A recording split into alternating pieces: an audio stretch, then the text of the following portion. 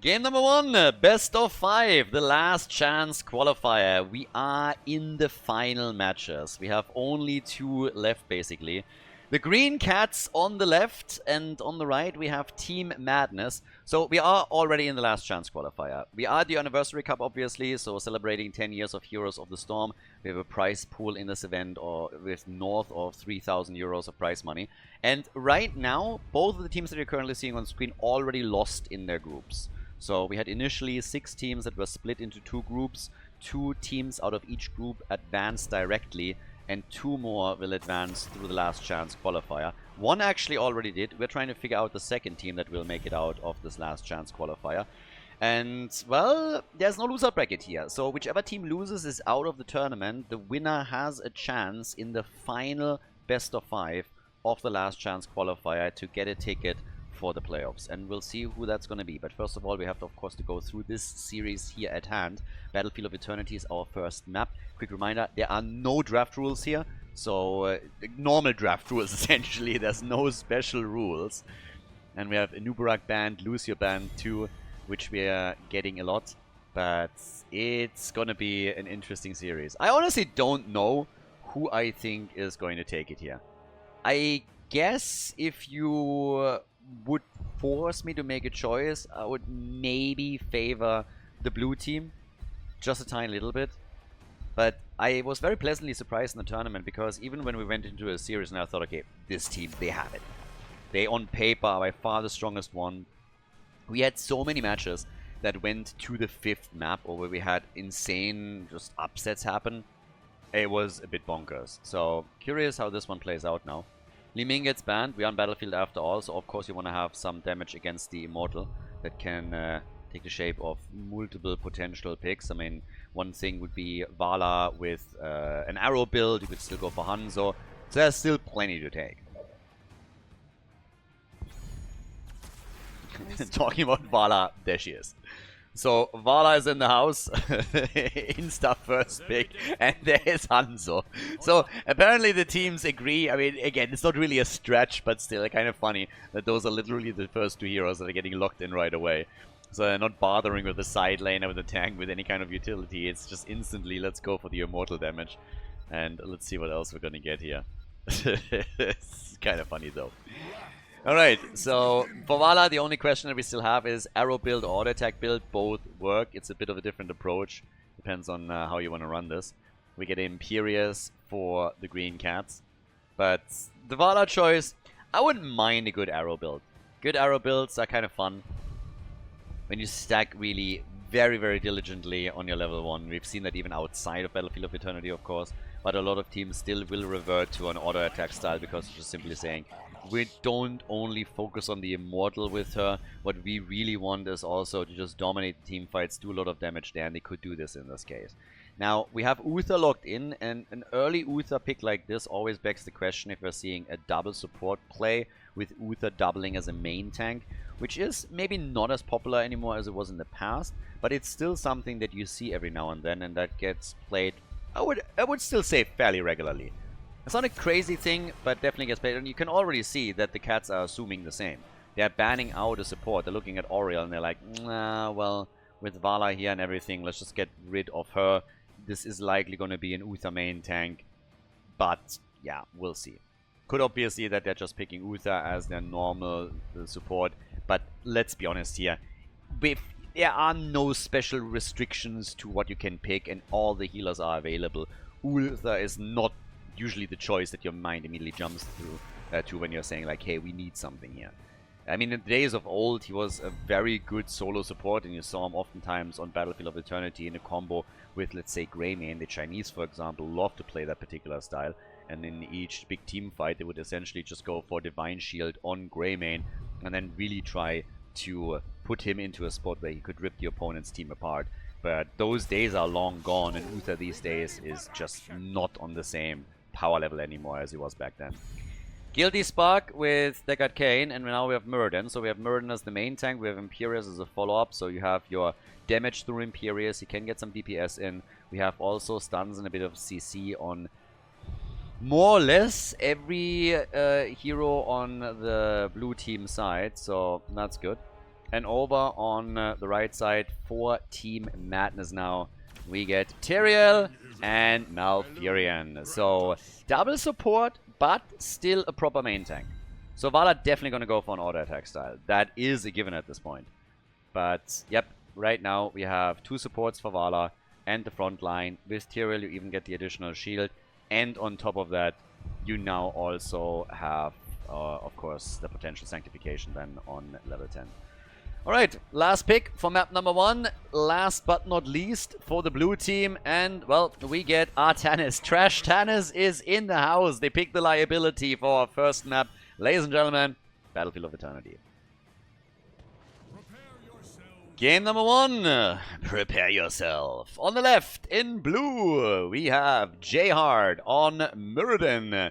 Guilty Spark is playing Deckard Cain. We have Critical on Artanis, Draclick on Hanzo, Drax on Imperius. And over on the right side, their opponents with the double support, we get Spheris on Uther, Philadelphia is playing Vala, Vetters on the Haka, Shinato on Malfurion, and Razak is playing Tyrael. Lots and lots of support here for Vala. She really has to come through for them. Yeah, and then amateur opponent on level 1 for Trash Tanis. Okay, so this is the one thing that can give them a little bit more damage on the Immortal 2. We have a 2-3 split actually for the blue team. Running Imperius and Artanis at the top. And down at the bottom of the map, Vala is going to be trying to get a few stacks here. If you have something like this, you really need to be aggressive. Honestly, it's been a while since I've casted Team Madness, but if I remember correctly, Philadelphia, last time that he played Vala, did actually a pretty decent job getting the stacks together and played a very aggressive style with 2 supports behind him. I'm not 100% certain if that was the game that I'm currently remembering here, but I think that was the case. So already working a few auto attacks in and definitely being aggressive with this. If you have 2 supports behind you and then Tyrael to boot, then obviously it's kind of expected of you that you're working in quite a lot of stacks on level 1 and that everybody else is just there to keep you alive. But up at the top, first stun is in. There's the drag. Yeah, but the swap from Artanis. Vala, though, even though she gets hit hard, is able to work in auto attacks here. Shouldn't really just dive after Imperius like she just did. I think in this case, it's just much better to focus on some additional auto attacks that can give you more damage when you have the opportunity to do that. But they want to have a couple of camps here. So definitely having my eye on Philadelphia a bit. He did well in previous games, pretty sure it was him. And yeah, they're getting invaded here, but that is still a 4 versus 3. And Vala is saying thank you very much and comes in with a couple of auto attacks right away. So yeah, just working it. One thing, by the way, that has basically completely disappeared over the last couple of matches, we might see that again in the playoffs, is Jimmy. Reyna has been played a lot, mainly by the Exodia stack, at least initially, but some other teams have also been trying to emulate the success that they had in some of their games with him, but right now we're not seeing a lot of Reyna anymore. So when you think about Group A and the first matches that we had there, Jimmy appeared in every match. Every single match initially. And now he has completely fallen off again. Partly probably because some of the teams that are really thinking that Jimmy is fantastic and is what they need here have already advanced to the playoffs, so we have to check out what's happening there. But there might also have been a bit of a reality check in how much he can actually offer the team. So we'll see as the tournament progresses if he's going to pop up again, and if so, how often. But just a little bit of a side note, since this was of course a big talking point in the story when it happened. So 24 stacks for Vala now. We have Uther also stacking it up. Hanzo is done with his level 1. We have the first Immortal up on the map and the teams can now start to fight for it. Obviously there's also the Shaman camps that they both still have. Vala is working in the auto attacks and Muradin is locked down pretty heavily and eats all the damage here. So for Vala, this is pretty epic. She gets just attacks for free and that's a kill. Deckard Cain goes down. Vala, all of a sudden she has to actually move back. That is the first time that has happened in a long time here.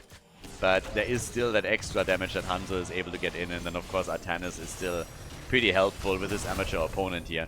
they win the halftime show against the red team. But I would say that the first objective at a minimum is just a bit of a prep phase. Yeah, but they get another kill. Muradin is dead. So even without Vala, they were able to take Muradin out. Vala's still trying to get the auto attacks in. And I am not so sure how much Artanis can actually do as this continues. Uther now falls, so at least it's a counter kill. It's the first kill actually for the Green Cats. But Vala's also chasing the liability. And I'm not sure if Artanis is going to make it here. Nice attack against Vala. She's mega low. Stayed too long. And that was telegraphed. Artanis lives and Vala dies. And the objective gets taken at 50%. But that was pretty meh by Philadelphia. That was just too telegraphed. I mean, what exactly is Imperius going to do once that he has the opportunity to go for lunge? You line up perfectly for him here. And he gets the stun and just takes her out. If there would have been another heal in the meantime, then maybe it's a different story. But I think that was avoidable. It was just a little bit too greedy. They were hoping they could kill him first, I suppose. But now on level 7, we got the Hand of Protection.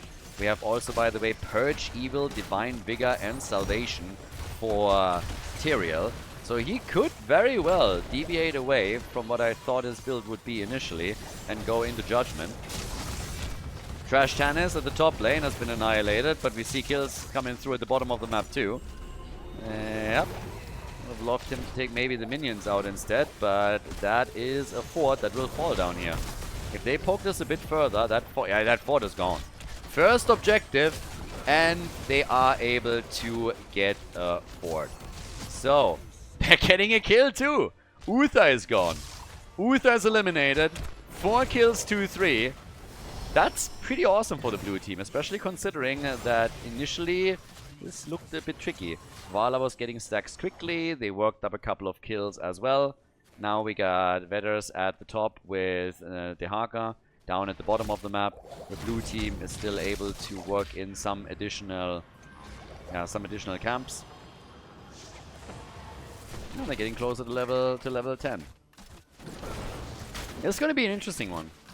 I mean, I expect that Vala's going to have more and more of an impact, obviously, as all of this continues. We have her on 15,000 damage, which is far from top damage in the game. That goes to Hanzo with the 22,000. She still has an impact. And, well, the swap attempt. Nope. Nice attempt. Down at the bottom of the map, we're having Vedders jumping in once more to deal with the minions and also the mercenary camp. There's a catapult, of course, here too that needs to be taken care of. Well, and at the same time, here's the level 10. So, off we go. Dragon Strike, Lulnado, and Imperius is already dead. Didn't even need an ult there. We got Haymaker. I guess we got Lulnado, but still, they killed Tyrael before. They're trying to take Muradin out, though, and it actually works for them. The ult on Artanis comes a bit too late. Now we have a level 10 on both sides. Twilight Dream for Malfurion. And, well, with that, we're now getting quick auto attacks thrown out by Vala again, as she is working on the second quest reward for her level 1. So they're defending the top lane nicely. There's Judgment. Again, the build already indicated that he would not go for Sanctification, but instead throw Judgment out. And that gives us now Twilight Dream. That gives us Divine Shield. And we have for Vala the Rain of Vengeance. But there's also some pretty nice ults on the blue team side, especially when we're looking over towards Hanzo. Obviously, with the Dragon Strike, you want to get that level 20 cooldown reduction utility. Down here, though, Vala still trying to get those auto attacks. Yep. In comes the next quick line from Artanis. But the fight, yeah, stuns galore. The double support helping out massively. Big Dragon Strike. That one was massive. Uther throws out the Divine Shield. Vala gets the second quest reward, but also has to retreat now. Blue team on an absolute tear here, really following up with hit after hit as they lock in their halftime show victory on the second objective of the game. There's still some damage being done at the top thanks to the camp here, so that fort is taking damage and nobody on the blue team is actually going there to deal with it. Instead, they're trying to lock in the biggest shield that they possibly can. And yeah, that will still result in this fort getting rather low. There's actually a little bit of a problem. This is taking way too much damage. This thing might even fall. Even if it doesn't, and I think they barely save it, but it's going to be mega, mega low. Now, this at the top right will, of course, be destroyed. But given the situation, that trade is not too horrible. Let's just say this could have been worse. This could have been absolutely worse for them. But okay, by now we got 6 kills to 4. Imperius is still down at the bottom of the map. And now with the attack at the top, they are doing their thing. They are trying to take that fort out. The defense is actually not too bad though. Judgment into the back. Stormbolt misses, but they turn it all of a sudden straight onto Imperius, and he is gone. That was a nice defense. That was way better than I expected it to be.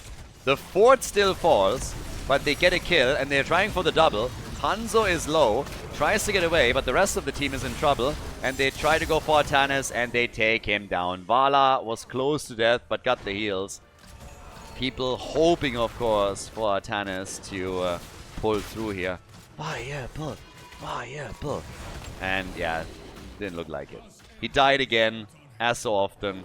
2 deaths on him. 6 kills to 6. And the red team has taken over in the experience league. Find it a little sliver, but they are slightly ahead. 44,000 damage for Hanzo. 30,000 for Vala. All the sustain that they have currently working. Yeah, and I'm not sure what they are trying to do with that ult. They're not gonna invade that camp. So that seemed like a bit of a waste, even though it doesn't have a massive cooldown or anything. But yeah, so they're already here. They go for Vala, and she dies. That was a nice little trap, but this was also a little bit silly by the red team. They can't fight here. They just lost their damage. Their damage is gone. This is really a moment where you just need to retreat. They try to get out of here. Uther, he's gonna fall, I guess. What about Tyrael? Can he survive? Perfectly executed kill from the Green Cats against Vala. Somebody should have checked that bush. It is wild to me that didn't happen. Uther is gone. Nice pull into the towers, but now Malfurion is also dead. That leaves only 2, and they should just fall back and hope. Alright, a little attempt here to go for a little NATO plus Dragon Strike combo. That didn't do a whole lot for them. It was a nice little idea. If that works out, then maybe they can let themselves another kill. Vala has now died twice, I believe. Yeah, so that's 10% of the attack speed bonus gone that she got when she locked in her quest talent. Her Gambit on level 1. But they need to check those bushes. That was way too telegraphed. I still like the trap. The trap was awesome. And I love when a good trap also plays out this nicely. It just blew her up. But, yep, for that, we have the objective up again. 5 versus 5 now. Tyrael gets attacked quickly. Tyrael, I am still a little bit surprised that he didn't go for Sanctification, to tell you the truth here. Could have layered even more defense. Divine Shield, and they get the kill. Nice! Dehaka gets hit by Imperius and his ult. But still, Vala attacks again, deals with Artanis currently, and just adds up the stacks here. Comes in again, works around the mobility, Rain of Vengeance, and gets the 3rd quest reward. So even more auto attack damage, and they get the drag on Imperius, and that is another kill against him. 8 kills to 9, and Vala running circles around them wherever she can. Went also for Tempered by Discipline as a level 13 talent. A little bit more sustain for them too. Top side, that's a lot of XP, and that's something that has to be dealt with, and it seems like Tyrael is going to be the one to take care of it. So Vala still working the Immortal, but she has to help the team out now. Goes for Muradin here. Yeah, once that Manticore is in, there's going to be a massive problem. Look at that stun chain. Muradin got destroyed there. Absolutely destroyed. Huge stun chain, but the red team is again about to lose the Immortal. They are currently behind. Hanzo, though, gets attacked, gets locked down, Malfurion, and that's a double! Nice! Big hits and stacks for Vala once again, but the double kill is obviously what they were really after. So this puts them into a fantastic position where they now also have Manticore. So if the red team thinks they have to engage into the next fight, if there's another battle coming, if the blue team YOLOs heroes in, then Vala is now even more of a danger to all of those melee heroes. Manticore is going to hit hard. Very, very hard. 48,000 damage for Vala. 60,000 for Hanzo. But again, it's the kills that count at the end of the day. And this is the first objective that the red team has won. So they are in a spot where they can start to do finally a little bit of work themselves. The top fort of the blue team has been destroyed earlier. The shaman camp that they took initially was absolutely crucial for that. But now they can push down here at the bottom of the map. Vala, of course, still needs to be careful. Tyrael has his ult up in a second, is trying to get out. And does he get a Divine Shield? Yeah, he gets the heals. Not a Divine Shield, he wasn't worth that much, but he gets the heals at least. Was able to use his Judgment to reposition himself a little bit. And now the Immortal is nearly taken out. It was a good defense by the Green Cats. Especially Vala didn't want to go too deep here. But as I said previously, she is bringing the pain now. Dehaka wasn't with the team, he was at the top. Still escorting that out. They were attempting to attack on two fronts. And now they're going also for the next camp here. Tyrael with the Burning Halo. I think Tyrael is just going to focus on trying to take Hanzo out of applying pressure as much as he can. And from the looks of it, we might see another battle for the camp. Actually, take it too quickly. So yeah, that's a nope. But as they are moving now back down to the bottom of the map, we still have our two shaman camps, of course, that could be claimed by the teams. And the blue team still with Haymaker on Muradin. Let's not forget about that. So he doesn't have Avatar. Damage output from Imperius is at 34,000. Artanis is on the same number. So the two bruisers are adding to what Hanzo is delivering. Uther gets attacked, gets Haymaker, and doesn't use the Divine Shield. Too stingy. No Divine Shield by Uther. I mean, honestly, at this point, if your opponent YOLOs that many cooldowns on you, you might as well. They didn't, and now it's a 4 versus 5, so Dehaka dies too. He had a chance to get the Divine Shield out there. He definitely had an opportunity. Didn't do it. Now Malfurion dies. It's a cleanup job. It's a cleanup job as the cats come in with hit after hit. Vala is the only survivor, and that is just horrible news now for the team. Camp at the top, still trying to push this a bit, but down at the bottom of the map, the keep is taking damage, and they might even go for the core here. I think they got plenty of time to attack the core as well, and they most likely will. Uther's going to be the first one back.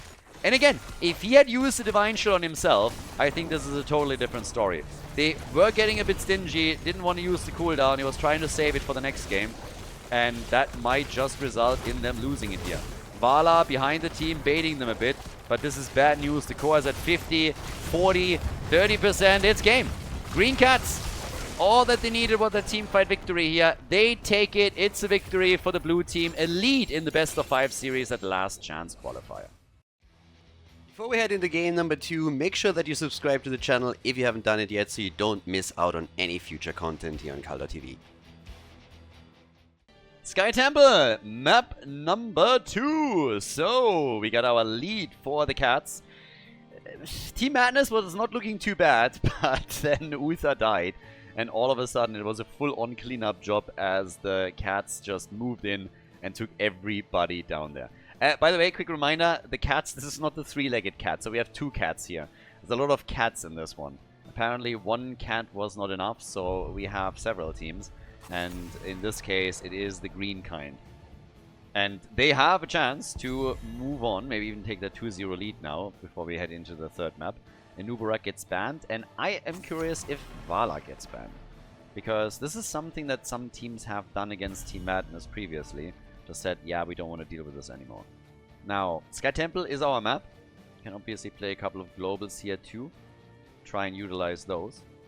Also a bit curious how Team Madness is now going to react to everything, and there's the Vala ban. So yeah, they are going for a ban on Vala, as I already suspected they would. And then, again, if you're Team Madness, you can still obviously adjust, but you have to go for a very different style than that. So all of a sudden, the double support is not really going to be an option anymore. Again, technically, you can still play your double support. You could sub in Suljin. You can play a couple of other heroes. I think we've even seen in the first group a double support Jimmy. Am I hallucinating right now, or did that happen? So there are a few alternatives, but Vala is usually the one where you have all of that sustain. So if this is a style that you don't really enjoy and you just don't want to go into a massive sustain battle against an opponent, then this would be something that can definitely help you. Ban Vala out, try and just screw with the composition that they're trying to get out there, and then see what happens. And now with the Dehaka first pick, I mentioned Globals already earlier, now we have them for Sky Temple immediately. So the question just simply remains, what exactly is Team Madness now going to do to switch things up? They get Hanzo. So Hanzo is in. Honor. Yeah. Always talking about his honor. Little bow boy over here. And then we got Vetters on Blaze. So the side lane is already set. We got Dehaka against Blaze. Yeah, and now for the blue team, Sylvanas and a lot of push power with Sylvanas immediately. I like the Sylvanas picks that we're getting the entire time. And here we get Brightwing. Okay, so double global already as is. We actually had a couple of games just recently where even Fawcett was then added and we played a full triple global rotational combo.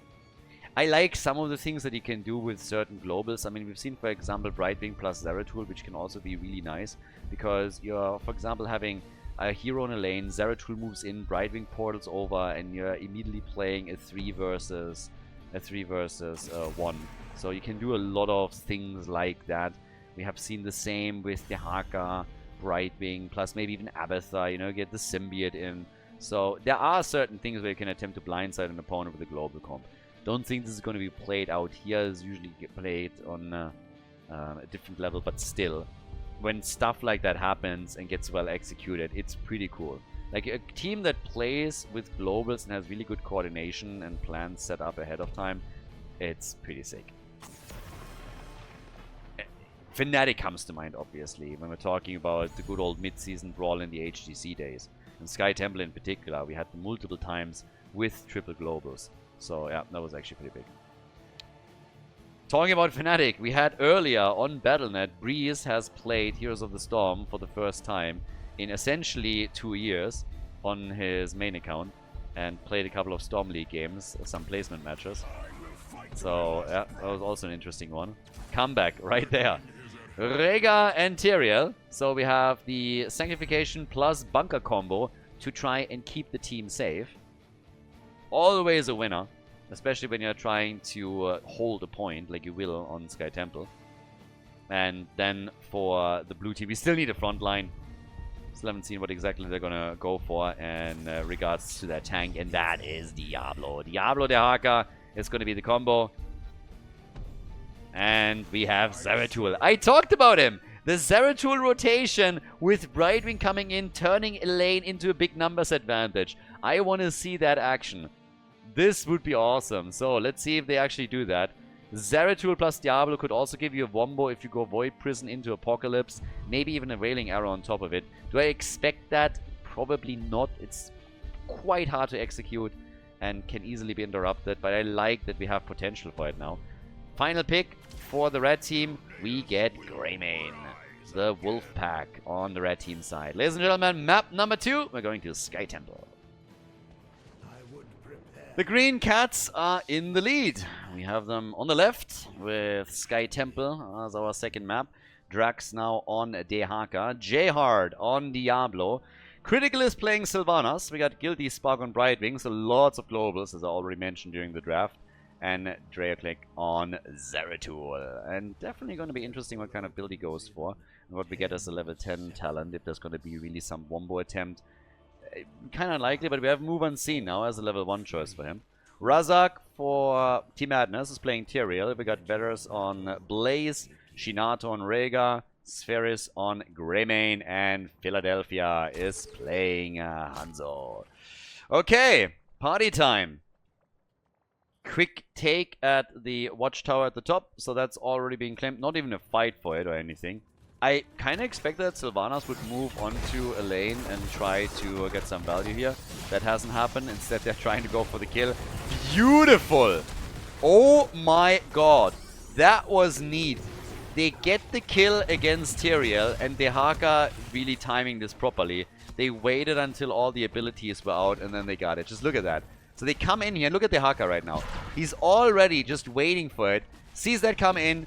Goes for the lick. And they totally played him. Tyrael goes down, and that was just not like a little bit of a skirmish at the beginning, you know, where a team gets a bit lucky. They really coordinated that kill perfectly. So that is first blood right there. Nicely done. That was a good one. Now, top side, that's where the Haka is now starting to stabilize his plays a little bit. We have also Blaze with another quick hit on jet propulsion, but each team is now getting their... well, their siege giants, or at least they're trying to, but the red team is so much faster, and now they're trying to invade the opponent. So, yeah, the Haka is coming through, trying to help out. Yeah, they're attempting to force the fight again. Tyrael, this time he gets away. We already had the Haka trying to say hello and come by, but that didn't really do anything. Now, the problem here is really that a lot of structures are already being taken out, and as I am not going to be tired to say every single time that is actually relevant, that was a nice move for Greymane. He is going to be gone. They might be able to get even more kills. Greymane is eliminated. What about Tyrael? Yeah, they can't quite get him. But what I was about to say is, if you take structures out this early without utilizing the objective, this is always a win. This is always a huge plus. Now, it's important for Team Green Cats that they reciprocate in kind, and that's what they're doing at the bottom of the map. Enhanced by Sylvanas, this push with the Siege Giants is fantastic for them. This is the entire wall already destroyed, and I guess technically they could even try to be even more aggressive here now.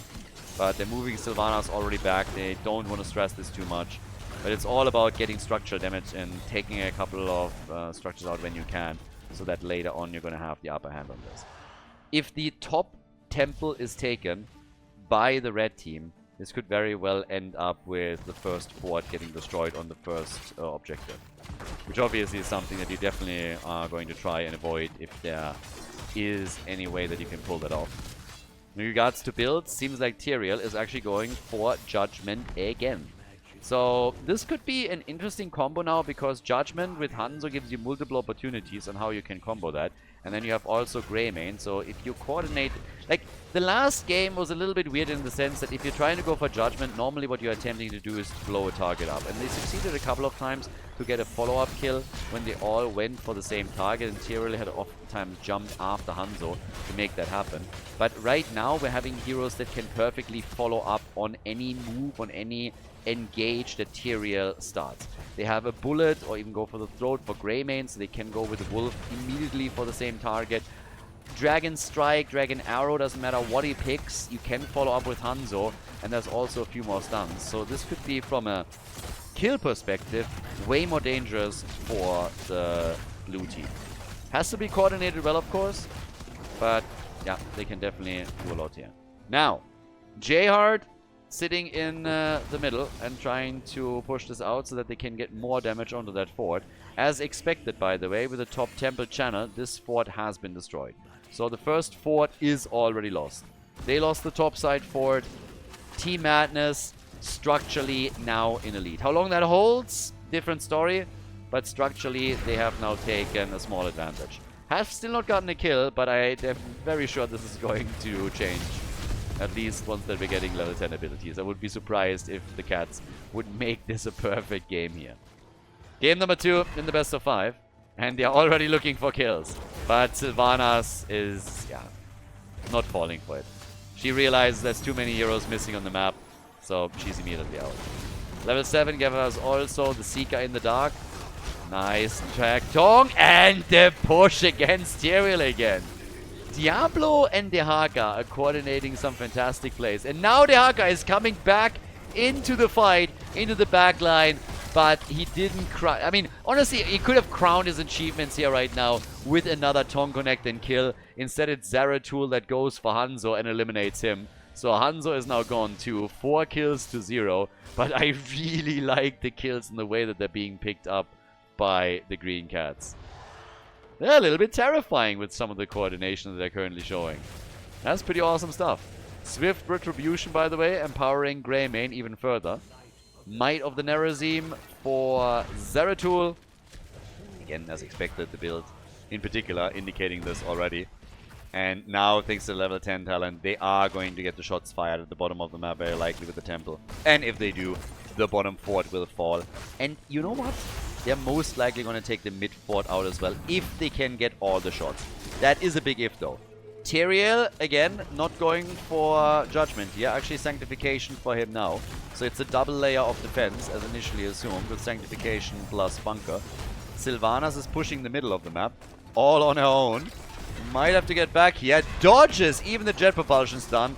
But the fort is eliminated. And at the bottom of the map, they've already gotten at least a few hits. Now they're attempting to zone Tyrael out, but that Apocalypse engage did not really work. They are still holding the point, though. So, yep, the Apocalypse engage might not have worked out the way that they intended it to, but they're still getting shots fired through the temple. The red team is fighting for it, though. They want that back. Haven't gotten it yet. Zeratul sitting at the side. Misses the Singularity Spike. Yeah, Sylvanas with an ult. They're coming in deep, but it is Zeratul that gets murdered. Short distance arrow against Diablo after the Sanctification was pulled out by Tyrael. Yeah, and the red team, it's not that easy. They got their first kill against Zeratul, and it was in a really important moment in the game, or in the series, because what we have now is an attack at that bottom temple, and they're claiming this one. So they get the shots here, and that brings us into a spot where we have, as you can tell, another fort fall for the blue team. So, nicely done.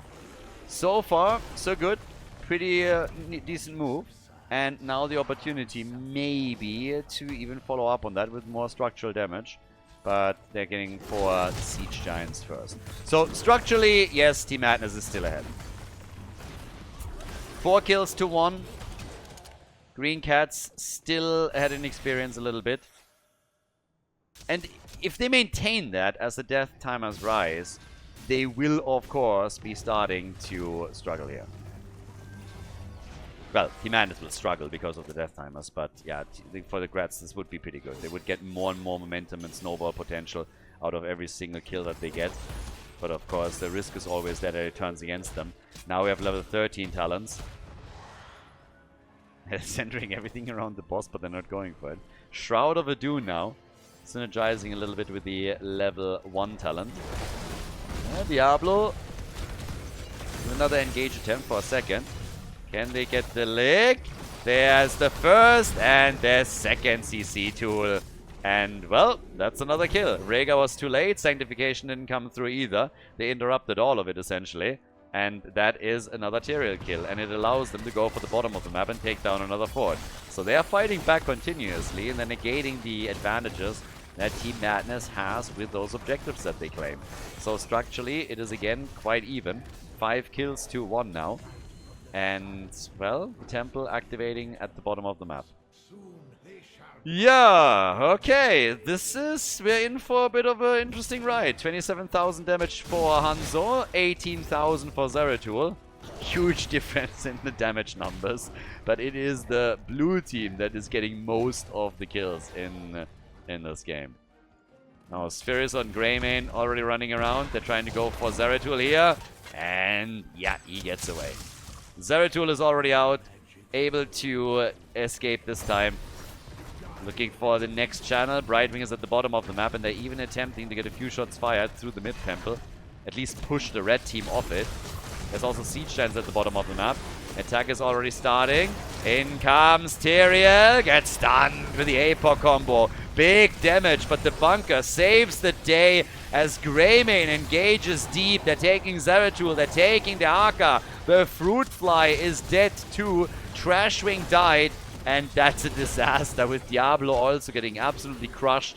Team Madness picks up 4 kills. And that was massive. That was a huge one. 4 kills. They can go for the boss. And of course, there's still a few temples up. Blaze has to defend the bot lane. The remaining heroes on the blue team side are attempting to get at least a few more shots fired. And they move towards the middle of the map for that reason. So they're firing shots towards the top, but they still have to make sure that both of them are able to escape. So they're jumping out here.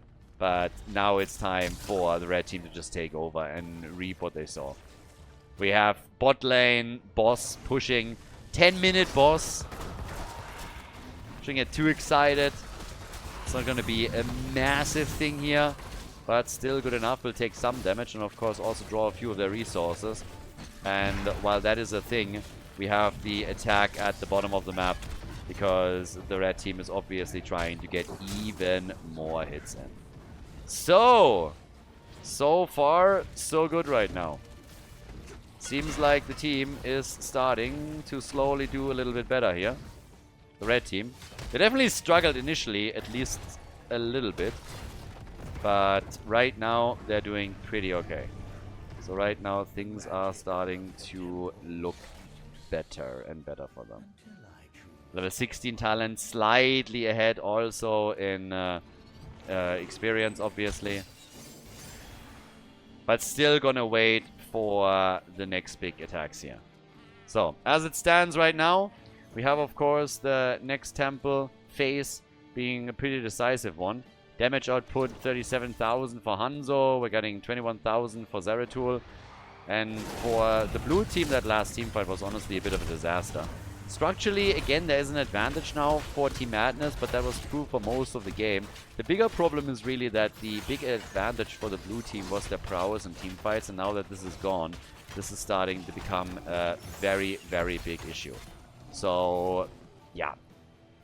They need to win team fights. The entire composition that they're running is kind of hinging on them gaining momentum through team fight victories, leveraging Sylvanas, and going for a couple of those objectives whenever they can. But it's 5 kills to 5, level 17.5 for both teams essentially. So, yep, there's that. We have now with Rhaegar level 16 also his totem build pretty much completed. Brightwing has been hiding at the top. The camps are colliding there. Zeratul is pushing the bot lane out slightly, but Blaze should be able to deal with this easily and is already starting to move back down to the bottom of the map. For the blue team, it would definitely a bit easier to swallow all of this if they had the stacks for Diablo's baseline, so that he gets his revive. That's not the case right now. So he's starting to build that back up, but he's only sitting at 51. Essences for the Haka, obviously also another factor always. Oh! Zeratul gets away here, but damn, they are going for the attack. Here comes the Sanctification. That arrow missing. That was massive. Now they're trying to get the kill here on Greymane. He gets the Ancestral and Zeratul still dies. They need to get a kill and they just can't take Greymane down. They try to at least drop Tyrael and that works out for them. But Sylvanas, yeah, she jumps on a wave straight into the middle of the opponent's team. Boah, that was wild. This is how this started, by the way. Look at the initial dodge and the arrow. Look at that arrow. Insta reaction, and they just could not get Greymane towards the end of that fight. If Greymane dies, it's a completely different story. But with him making it out of the battle, and then Sylvanas dying, it's, yep, once again the same situation. Team Madness is more and more taking control of the game and pulling ahead here. And this is going to be the first keep that falls. I think there's enough shots here to take the keep out. So we'll see what they can do. Nice drag, good move, but the arrow connects from Hanzo and they still can't take Greymane out. It's wild. It's really, really wild. Great main multiple times now, easily surviving all of that. The team just having his back, and that's huge. Keep at the top has fallen. That's also the lane where Team Madness still has a fort. So that makes things worse. Stacks are finally there for Diablo, both teams with level 20 talents. Zeratul upgrades his Might of the Narazim. And we get the Holy Arena now. Tooth and Claw for Greymane. Lots of mobility, Sylvanas and Diablo both with blinks. Brightwing with the Invisible Friends. Still very similar kill count, but again, coordination on the red team side in the last few battles has been way better.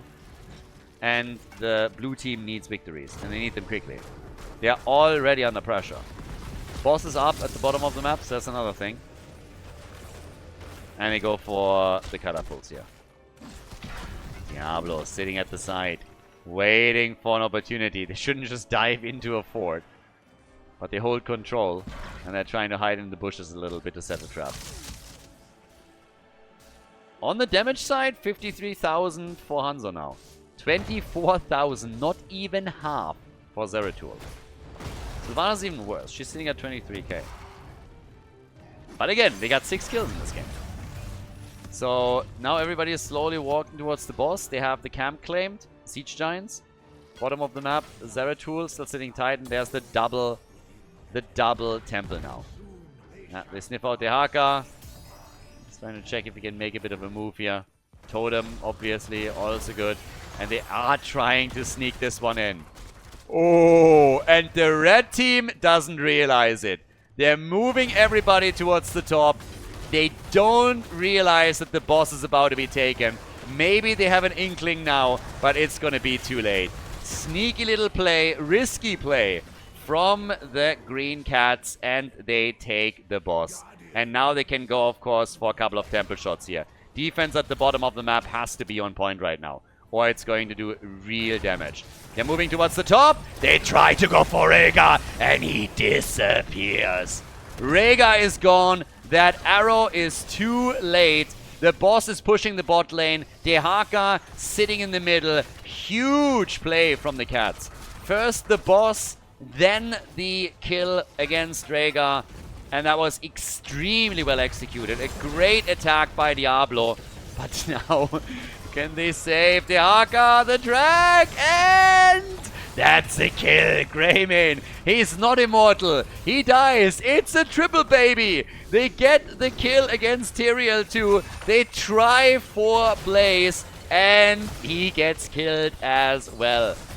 Yep, they are moving back out.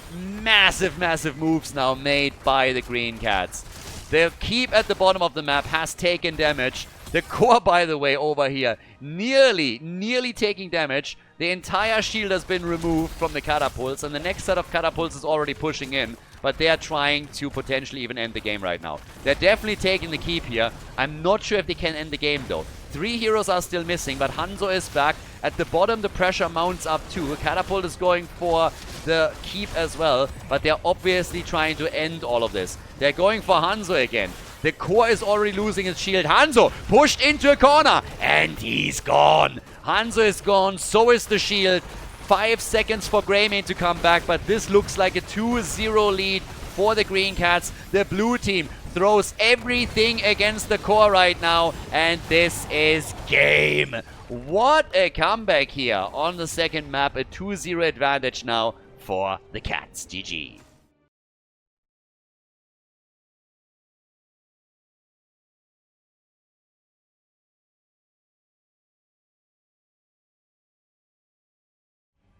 Game number 3, match point. The end of map number 2 was familiar. Seemed a little bit familiar, because I think the first one ended the same way. We had a situation where Team Madness was actually starting to gain momentum and to be the driving force within the game.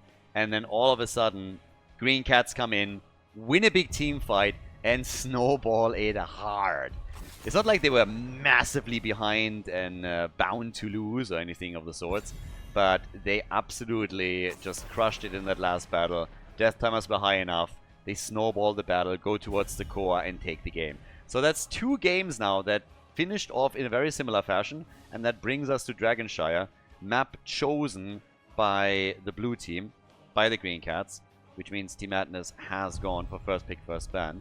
But it is a wild one. So right now we have a situation going on where this is match point, and for Team Madness to not drop out of the tournament, they need to win 3 games in a row now. There is no lower bracket here, no losers bracket. You lose, you're out. The winner goes up against DDX to fight for that final spot in the playoffs. Now we have bans on Dehaka on Dragonshire and on Nubarak, so the question remains, what exactly is Madness picking? Vala hasn't been banned. Is it worth it for them to pick her first here and go for the same build? No, they're going for Mephisto. Mephisto first pick. Okay. Again, some of the pick Mephisto's not bad by any stretch of the imagination. Great hero, good damage output, especially when you're talking about maps like Infernal Shrines. But him as a first pick priority, that's still a bit nuts. So yeah, some of the priority picks that we're getting, it's not so much a hero that gets chosen, but just the priority with which he gets chosen, which is kind of wild. Leoric on Muradin. we have our combo already unleashed for the cats for side lane plus front line. Main tank, so yeah, unless they go for a triple melee, we know who is trying to soak up the damage and protect the backliners. And then, on the side of Team Madness, after they locked in Mephisto, what's going to be the follow-up here? Very curious what their game plan is. Rexa for the top lane, we get Misha and Brightwing. Alright, color me intrigued. Like, this is starting to be an interesting one. A Rexa pick for the top lane. He is the king of Dragonshire, that's his second name, but haven't seen him in a while.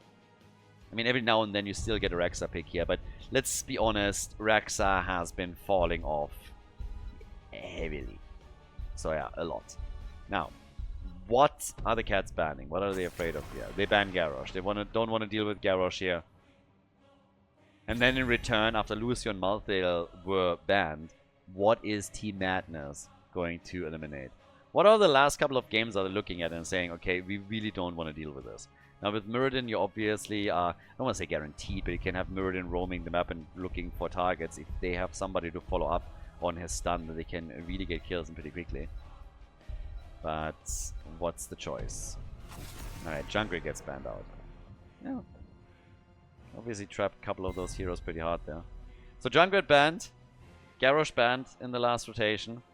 Brightwing and Rexa are up against you. Rexa are very likely going to take to the top lane and go into that 1v1. I could have seen them ban, instead of Junkrat, another hero that is really mobile. Oh, and here comes Zarya. Triple frontline and Auriel. Okay. Like, we are going all out on protection. You don't see Zarya Muradin all that often, but Auriel with the potential resurrect now too. Zarya for the shield. Leo, Muradin. When you look at that last pick, Vala, Suljin, Cassia, I mean, what's it gonna be? But I did not see any of this coming necessarily. I was about to say, instead of banning Junkrat, he could have also banned Genji, for example, which now gets picked up by Team Madness because he absolutely, Rexa, he absolutely hates when there's a rotation coming his way as he's sitting on the side lane. ETC for the main tank now, so ETC and Rexa at the front, and we need a big damage dealer. There's Cassia. Just mentioned her a moment ago. Off we go. Dragonshire. Match point number 1. Green Cats against Team Madness. On the left for the blue team in game number 3, we have Jayhard on Muradin. Auriel is played by Guilty Spark. We have Critical on Cassia. Dread Click on Zarya. And Drax is playing Leoric. Stacking, by the way, with Thunderstroke for the main damage dealer on the blue team side. As over on the right, Team Madness, they have to win 3 in a row now. They're playing with Philadelphia on Rexa. Interesting move from Vala over to Rexa within the course of 2 games. Razak is playing Mephisto for the team. We have Spheris on Genji, Shinato on Brightwing, and Vetters is playing ETC. So some role swaps even coming in. We get Feel the Heat for Zarya, and for Muradin it is the 3rd wind as we get Fealty onto Death for Leoric. Leoric was always one of my favorite characters in the original Diablo series, by the way. Absolutely loved him. Just the entire build-up that you had in the first Diablo around Leo was amazing. The voice lines that you had. I still know, as Mephisto gets killed, another Diablo character, I still know the entire sermon that he went for when you entered his tomb for the first time. It was just absolutely iconic. So seeing him with some of those talents right now and just like talent names that remind you immediately of the character itself is awesome. I mean, it's obviously a little bit of lore related. Normally we're not focusing on that, but Leo was always one of the big ones. The warmth of light has entered my tomb. Yeah, it was awesome. Goosebump moments for sure. Also a little bit of a goosebump moment for ETC, who managed to escape, but damn, did he not have any hit points left there. Genji is now attacking in the middle a little bit, but he shouldn't be able to get anything done. Leo still a little bit low, so should probably not push it too far, but Genji, the drain hits, and they are still going to be fine over here. The temples are now active. Genji is taking even more damage. Muradin came in, actually wants to get the kill here. And Genji drops a little bit low in the middle. Drops actually very, very low. Damn. If Muradin continues like this, he might actually get a kill on him. But Zarya, talking about kills, she falls at the bottom of the map as Muradin has now rotated in, hits that Stormbolt. There's the whip into the wall, but not able to get too much done. I was the entire time waiting for Muradin, realizing that Genji was trying to hearth back right here and somehow come in with a jump and a stun. I assumed that Genji was prepared for that and just waiting on the cooldown to zip away, but that was still getting a bit close. Muradin just hopping over to start the camp up. Leo trying to survive here. He's got to... Oh, he's might still die, even with Oriel now being ready. Genji comes in. They are still trying to save Leoric. Double control on the shrines. Muradin is helping out in the middle, and somehow Leoric made it through all of that. Multiple moments where I thought Genji is gonna take him down, but not so much. It's a kill versus a kill. They go for Genji. Protected. Oh, Oriel. Yep, she doesn't make it. Gets a heal through, but that wasn't enough to save her. Needed that shield from Zarya, that Zarya herself then got towards the end. 19 stacks for Cassia. Pretty decent progress. If she can maintain that pace, that would be great for her as the game continues. Rexa is now sitting on 5 stacks, went into the Hunter-Gatherer as his level 4 talent. And Muradin went for Sledgehammer. Alright. So, you have now a little bit more cooldown. And then he gets hammered a second later. So Muradin is already gone. Down here, it's a 2v1 against Cassia. She's still able to get some stacks in. But they are holding on to that shrine too. So she got the assistance from the rest of the team. Wouldn't have been able to hold that all alone against 2. Aspect of the Beast on level 7. The push with the Siege Giants at the bottom of the map. And for Cassia, we get the Surge of Light. We now get Skullcracker too. And we got the Explosive Barrier for Zarya. Big attack again against Oriel. Pushed into tower range by ETC. And that leads us straight to another Oriel kill. This is actually the second time that she's fallen now. And Team Madness is sitting at 4 kills to 1. So, yep, they're getting another one. Cassia is now gone as well. They go for Zarya, and I think she's not going to make it either with Genji engaging. Oh, she gets barely out of the fight, but whew, that's 5 kills to 1 now. So, pretty good moves by Team Madness, at least initially, in game number 3. They need to win 3 in a row. They need to start right here on Dragonshire and get themselves the first point on the board if they want to have a chance of advancing. Still possible for them, but if they really can or not, that's something to be watch out for in just a second. But here comes the next move with ETC and the power slide. Oh, they go for Drax, and Leo is gonna say goodbye here. So Leo is down, and honestly, this is starting to be a bit of a problem. This is an 11 lead now for Team Madness. They have 6 kills to 1. It's not looking all that great. The dynamic can change after level 10. That's going to be a big game changer, 100%. But there's a level 10 ability, and very likely we're now looking at a first Dragon Knight for Team Madness. It would be a bit shocking if that could be prevented. Muradin is trying to delay it. Leo actually is able to channel the top, so they're buying themselves a bit more time to get to level 10 themselves and then have a fighting chance to force the opponent back. But yeah, let's see. For now, Durance of Hate and X-Strike has the ults. A little bit more brrrr from Zarya. But there's the connect again. Muradin sitting in the middle, wants a bit more experience for the team. They don't need a lot. They are about to hit level 10. Leo is also with full HP, still sitting at the top lane, and there it is. Level 10 abilities are ready. Resurrect is in, and we're getting Playmaker. Zarya survives. Genji moves in. Valkyrie. Genji whipped into a wall. Yeah, that was a pretty big play against Genji right there. Somebody just got outplayed. They saw that coming from a mile away. Check that one out. Keep your eyes on Genji in this one. Engages, and then bam. The whip. And that was the end of him. So, Genji gets a bit destroyed in that encounter. Cassia, by the way, is getting solid stacks together now. 46 stacks for her at the 6.5-minute mark. That's pretty damn good. At the top, Leo is escorting even more minions in, so they have taken the wall out and they're starting to apply pressure to the fort itself. Leo has to ghost out, but talking about forts taking damage at the bottom, they're trying the same thing. Yeah, another whip from Oriel. Things are looking a bit better for them now. Cassia still trying to work the damage in. And she's not the only one. Damage output is on Cassia's side with 23,000, but look at what Zarya is currently doing. 32,000 damage from her. Yeah. Ah, nice Valkyrie. That was a good one. But a massive mosh. Huge mosh pit. Oriel gets a heal out. Still dies. That was an insane play by Veterans. Great mosh pit by them. And it leads to a kill on Oriel. They nearly get Zarya too. Leo is escaping at the top. They can just be... You gotta be lucky that Genji wasn't down here. He would have just cleaned them up. 3-man mosh. If they had more damage down here, they all would have died.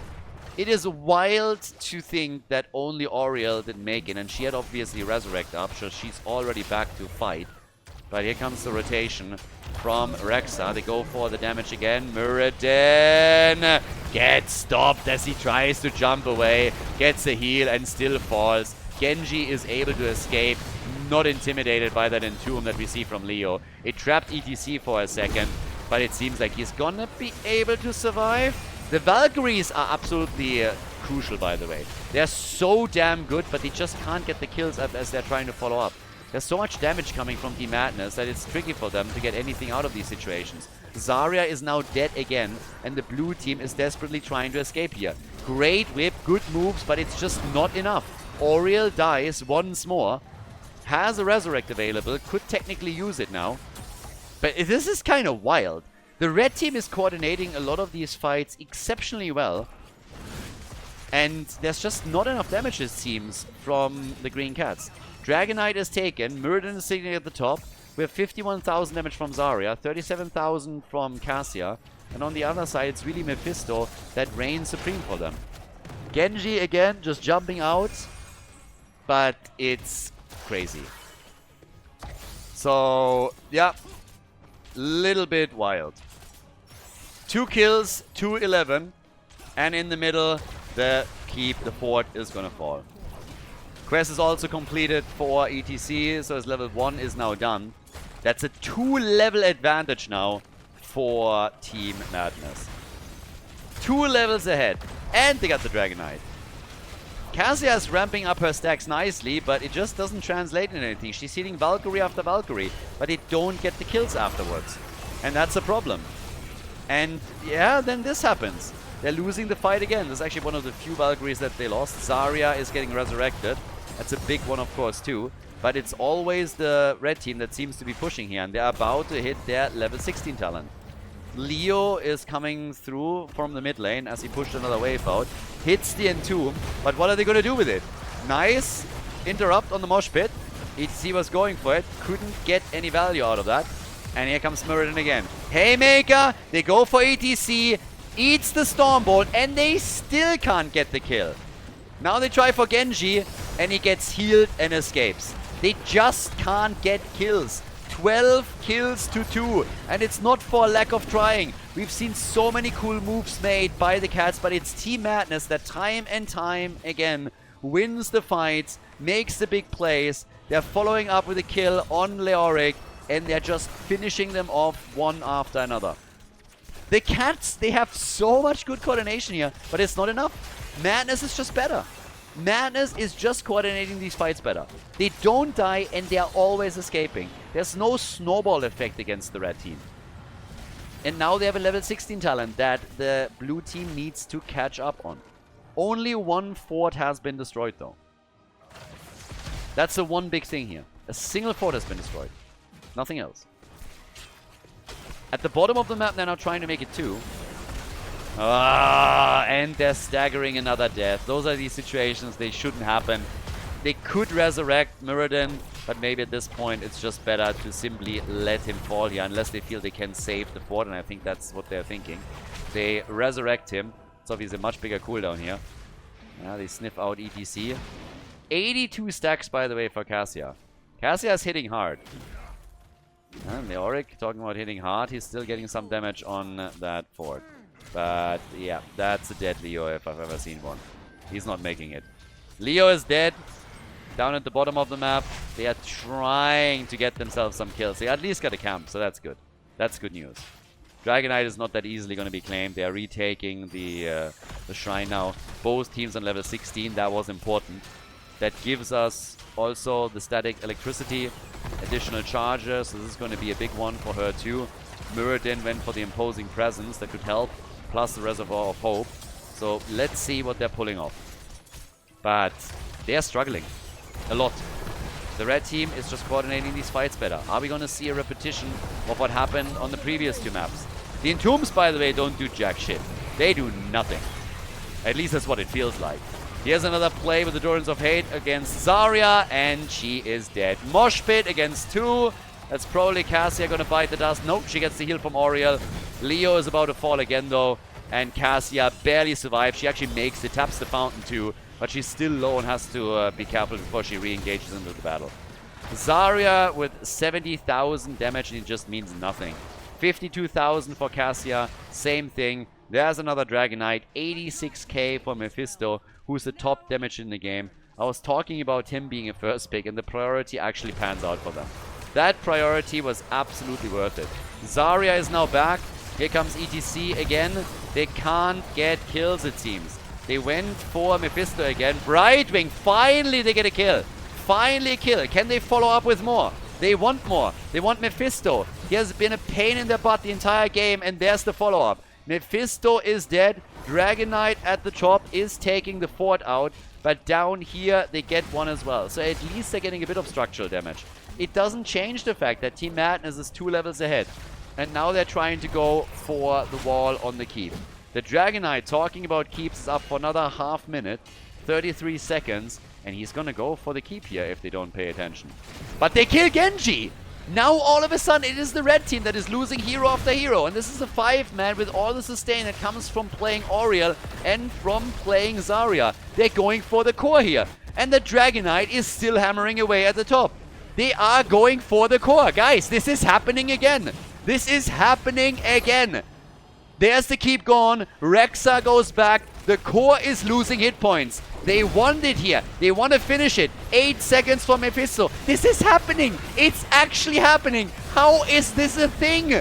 The Cats do it again 3 times in a row. They eliminate Team Madness from the tournament and move on with a 3-0 victory. GG.